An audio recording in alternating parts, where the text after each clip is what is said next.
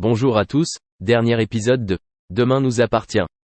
Notre actualité du jour portera sur Demain nous appartient.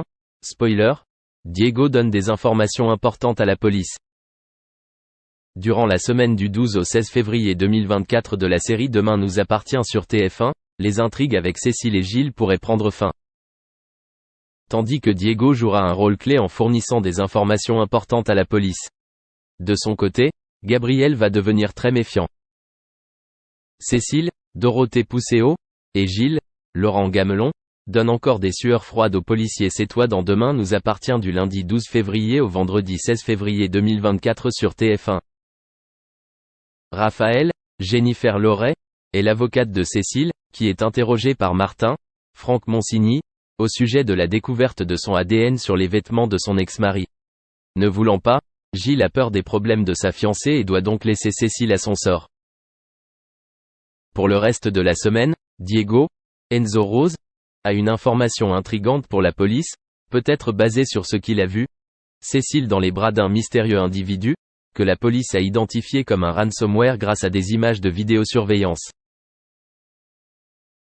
Plus tard, Mélodie trouve une lettre d'amour d'une possible rivale, Vanessa. Au manoir de Victor Brunet, Camille découvre un allié inattendu. Pendant le reste de la semaine, Gilles a refusé de continuer à se laisser manipuler. Cette nouvelle série d'épisodes du feuilleton voit également le retour en grâce de Lisa, Naïma Rodrigue, qui complote sa vengeance contre elle. Puis, elle tomba des nuages en découvrant un pot de rose.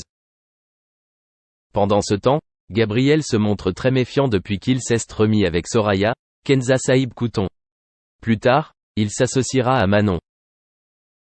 De son côté, Violette a croisé Jordan en tenue révélatrice et a confirmé qu'elle l'aimait bien.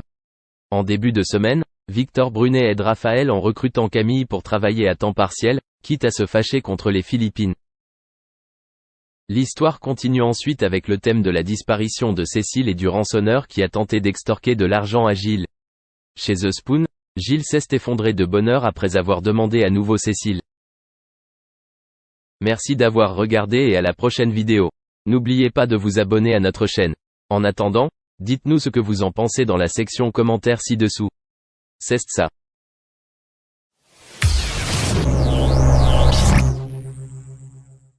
Le gouvernement a annoncé ce 7 octobre la mise en place d'une prime de 1 000 € pour les chômeurs de longue durée.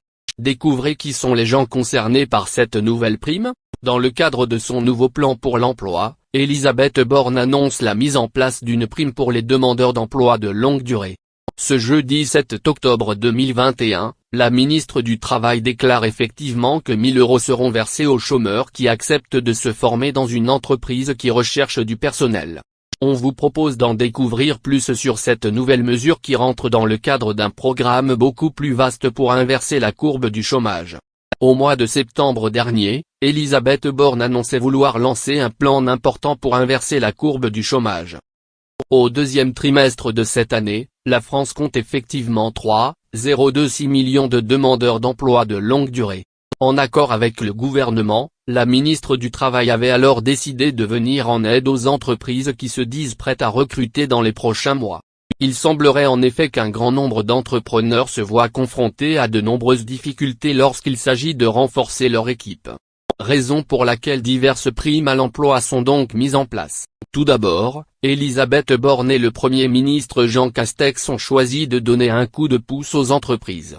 Comme le précisait la ministre de l'Emploi dans une interview accordée aux Parisiennes il y a quelques semaines. Les chefs d'entreprise nous disent qu'ils ont des postes pour lesquels ils ne trouvent pas de salariés.